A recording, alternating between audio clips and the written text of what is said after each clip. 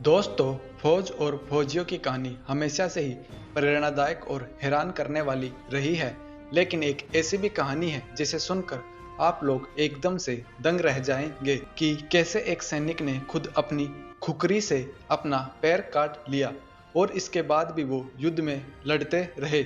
जी दोस्तों, मैं major general Ian कार्डियोस की बात कर रहा हूँ। इन्होंने 1971 में भारत पाक युद्ध के समय बारूद से घायल होने पर अपने पैर को ही अपनी खुकरी से काट लिया। देश के इस बहादुर वीर जवान मेजर जनरल इयान कार्डियोज के जीवन पर अक्षय कुमार की फिल्म गोरखा भी आ रही है। वह एक बटालियन और एक ब्रिगेड की कमान संभालने वाले भारतीय सेना के पहले युद्ध विकलांग अधिकारी थे। युद्ध के समय कार्डियोस ने एक बारूदी सुरंग पर कदम रखा और उनका पैर गंभीर रूप से घायल हो गया।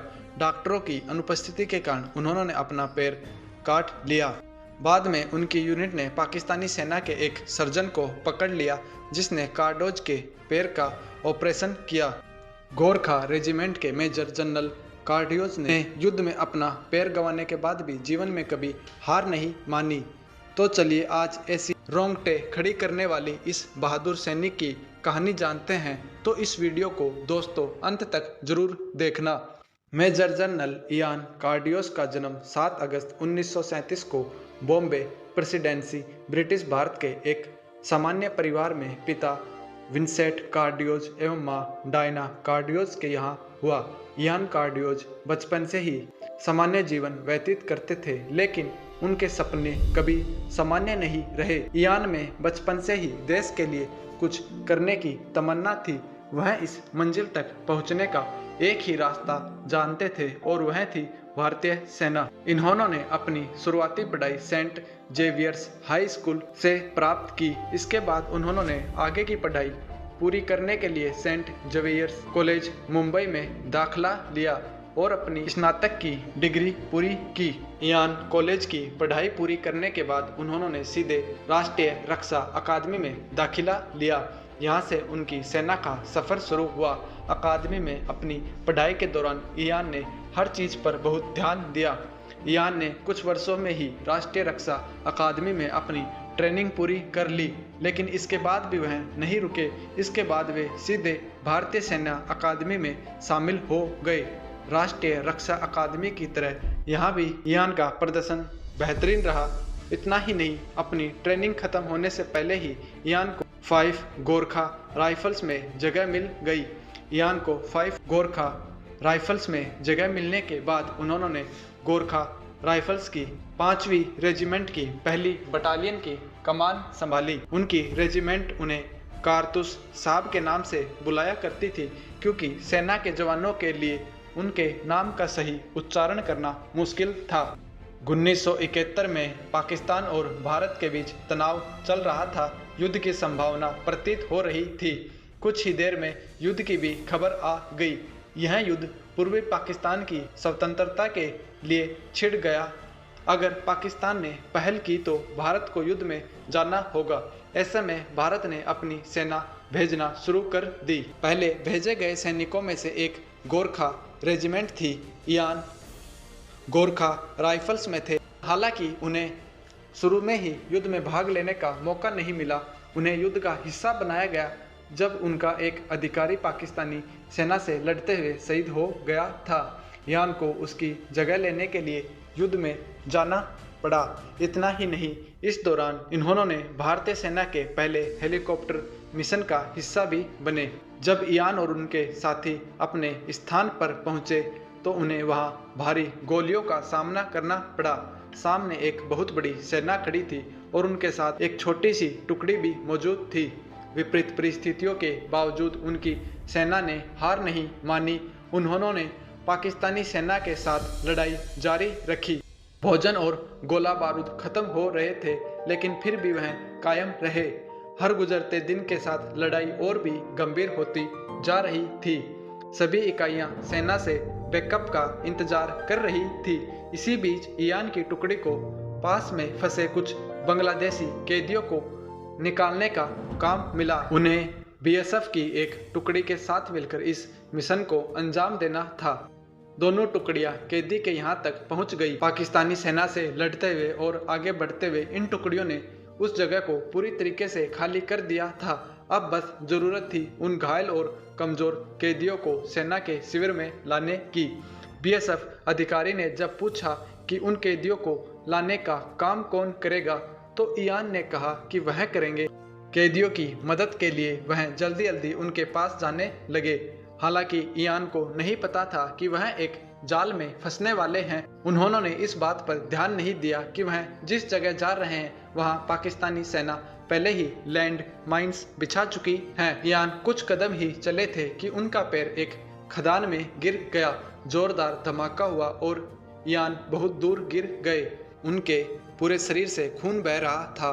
उनकी आंखों के सामने अंधेरा था। सेना के जवानों के आने से पहले एक बांग्लादेशी ने इयान को घायल देखा। वह तुरंत उनके पास गए और उन्हें उठाकर सेना में ले आए। इसके तुरंत बाद सेना इयान को अपने शिविर में ले गई। भारतीय सेना ने इयान को सफलतापूर्वक शिविर में ले आई, लेकिन शिविर में उनका इलाज करने के लिए कोई चिकित्सक नहीं था। भारतीय सेना से मदद के लिए अभी भी समय था। सभी को डर था कि कहीं इयान की मौत न हो जाए। हालांकि इयान होश में आ गए और सभी खुश हुए।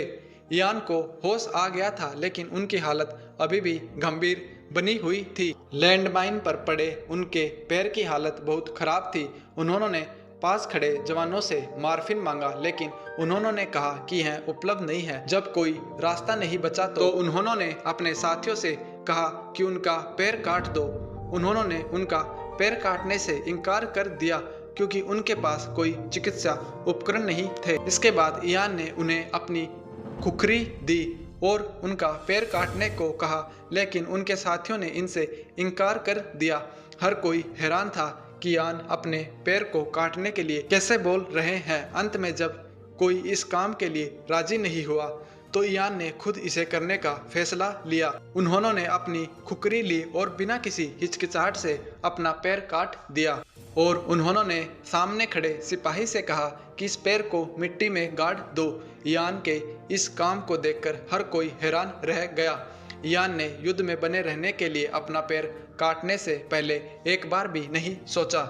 जब इयान कार्डियोज ने अपनी कुखरी से पैर अलग कर दिया, उसके बाद उनके कमांडिंग ऑफिसर उनके पास आए, कहा कि तुम खुशकिस्मत हो क्योंकि हमने एक पाकिस्तानी सर्जन को पकड़ा है, वो तुम्हारा ऑपरेशन कर देगा। इयान ने साफ मना कर दिया कि मुझे इंडिया ले चलो, पाकिस्तानी सर्जन से ऑपरेशन नहीं करवाऊंगा। कमांडिंग ऑफिसर गुस्सा हो गए और कहा बेवकूफ़ी मत करो, जिस पर इयान का जवाब था कि एक बेवकूफ़ की मौत मर जाऊंगा, लेकिन पाकिस्तानी खून नहीं लूंगा।